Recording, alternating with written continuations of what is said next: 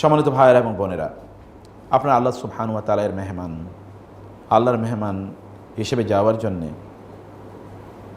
মেহমানের যে আখলাক আছে বা আদব আছে, যে শিষ্টাচার আছে, মেহমানের যে বৈশিষ্ট্য আছে, ওই বৈশিষ্ট্যটা অর্জন করে যেতে হবে।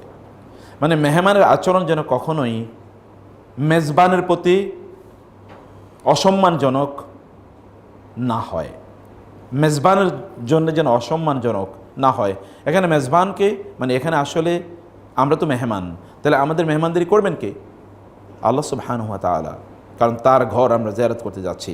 এটা তিনি বলেছেন, এটা তার ঘর বাইতুল্লাহ। অর্থাৎ বাইতুল্লাহ জিয়ারতে যেতে যাচ্ছেন, বাইতুল্লাহ দ্য হাউস অফ আল্লাহ। সে কারণে এই জায়গাটিতে যাওয়ার আগে আমাদের কিছু প্রিপারেশনের ব্যাপার আছে। সেই প্রিপারেশনগুলো আমরা এখন একটু আপনাদেরকে বলতে চাই। আপনারা হচ্ছেন, যেটা আমরা বলেছিলাম, এহরামরত অবস্থায় যখন আপনারা থাকেন, তখন ইউ বিকাম দি দুয়ুফুর রহমান। আপনি তখন দুয়ুফুর রহমান হয়ে যান, আল্লাহ সুবহানাহু ওয়া তাআলার মেহমান হয়ে যান। আল্লাহ সুবহানাহু ওয়া তাআলার মেহমান হওয়ার জন্য আপনি দেখেন সাদা পোশাকে ব্রাদার্স অ্যান্ড সিস্টার্সরা তাদের কমফোর্টেবল পোশাকে আপনারা আল্লাহর ঘরের দিকে যান। সাদা পোশাকের অথবা এই শুভ্রতার, ব্রাদারদের কথা বলছি, এই শুভ্রতা হোয়াট ডাজ ইট ইন্ডিকেট? এটা আসলে কি বুঝায়? একটা পরিচ্ছন্ন চরিত্র নিয়ে আপনি সেখানে যাচ্ছেন, একটা পরিচ্ছন্ন চরিত্র।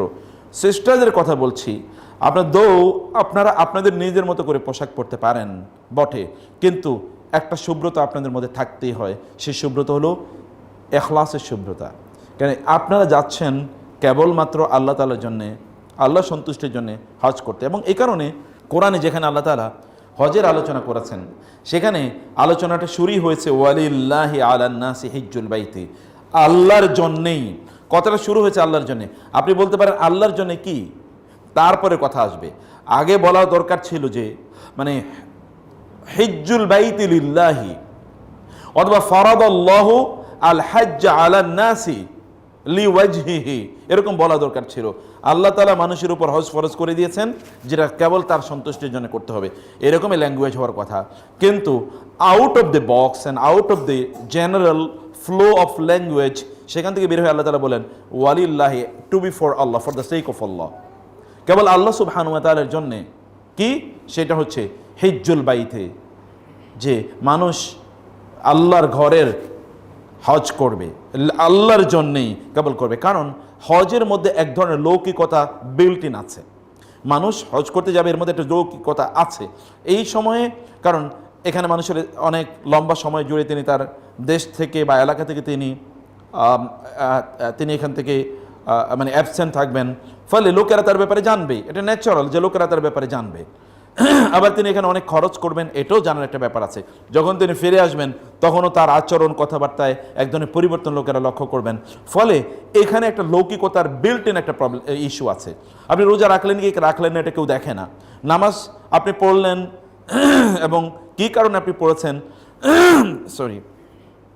নামাজের এখানে আপনার লৌকিকতা, কারণ আপনি 5 ওয়াক্ত নামাজ পড়তেছেন, কত আর লৌকিকতা করবেন? লৌকিকতার কোনো, আর এটা তো জীবনে একবার করছেন। এখানে একটা হিউজ ফাইন্যান্সিয়াল ইনভলভমেন্টের একটা ব্যাপার আছে।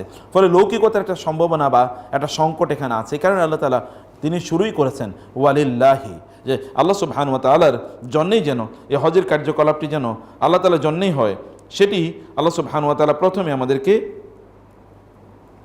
সেদিকে আল্লাহ সুবহানাহু ওয়া তাআলা আমাদের নির্দেশনা প্রদান করেছেন বা আমাদের ইঙ্গিত প্রদান করেছেন। আমরা যখন সেখানে যাই, তখন সেখানে গেলেই, সৌদি আরবে গেলে আমাদেরকে স্বাগত জানানো হয় বিভিন্নভাবে। আপনি দেখবেন বিভিন্ন সিম্বল দিয়ে লোকেরা আমাদেরকে স্বাগত জানায়। কারণ কি?